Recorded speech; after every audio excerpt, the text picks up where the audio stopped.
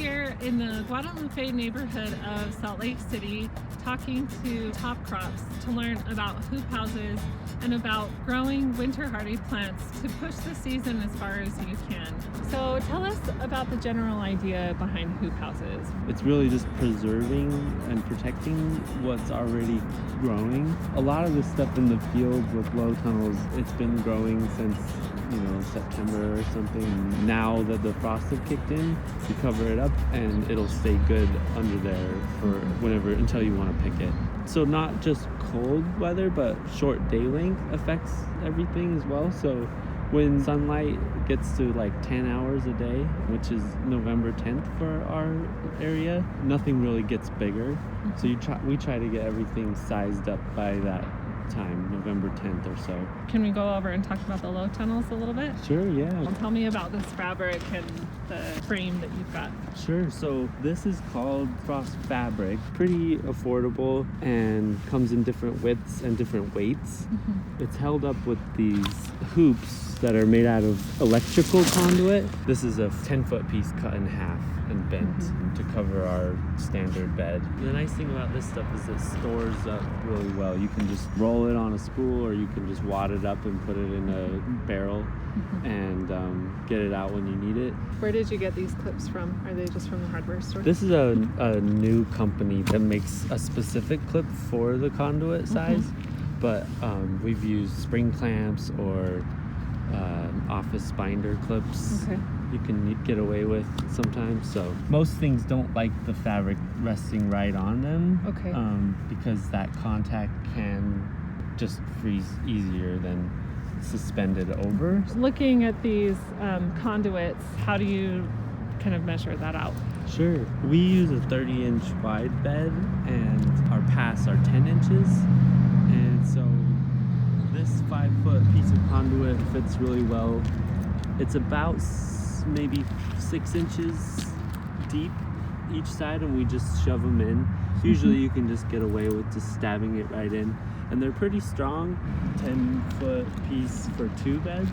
Oh, I see. But you can kind of really configure them any way. You can, if you use raised beds, you can trim it and bend it to fit your box.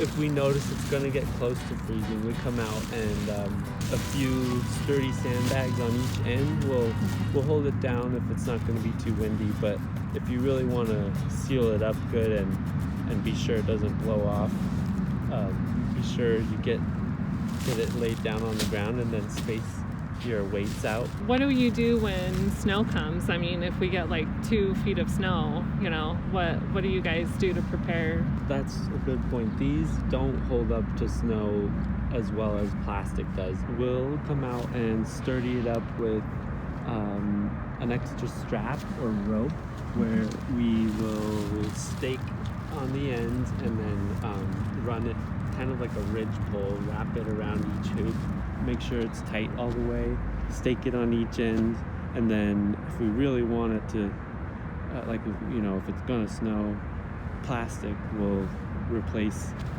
and use more sandbags to just be sure it holds its shape, and then it'll shed a little more snow. So would you replace it with plastic?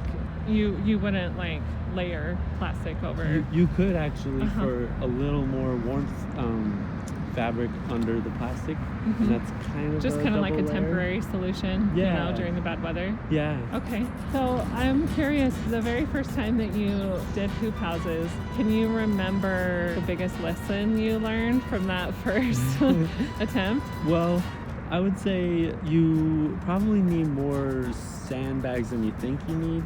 The wind can really wreck them if you're not thorough enough, or that maybe a hoop had sunk from the weight of a little bit of snow. So just be diligent about making them sturdy, especially with weather coming. It's a huge operation and you're not doing it alone, so you've got Manda here. Hi! Wow, holy cow, that's cool. You can have it. Thank you.